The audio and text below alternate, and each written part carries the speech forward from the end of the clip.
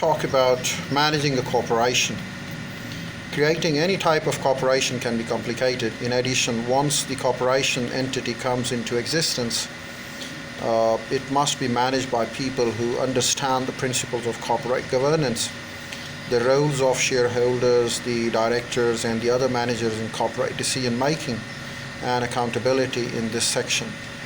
We discuss the principles of stock ownership and stockholders' rights and describe the role of boards of directors, and we can then examine some important trends in corporate ownership.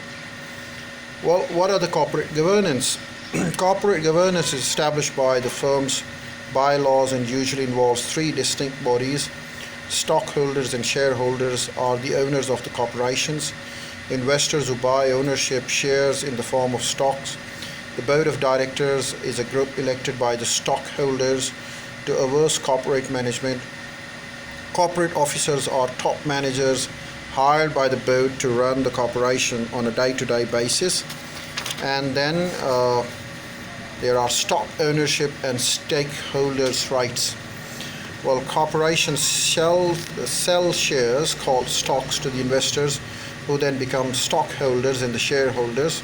Profits are distributed among the stockholders in the form of dividend, and the corporate managers serve at stockholders' direct discretion.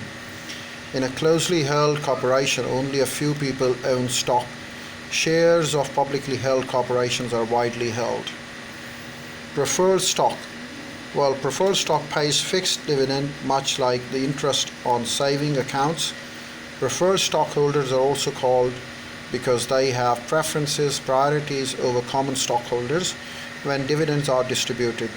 And if a business liquidates when the value of the assets is distributed, preferred stockholders do not vote. Common stock usually pays dividend only if the company makes a profit, and a common stockholder have the last claims to any of the bankrupt company's assets. They do, however, enjoy voting rights, and with each year worth one vote, dividend on all stock are paid on a per share basis. Boards of director. Well, the governing body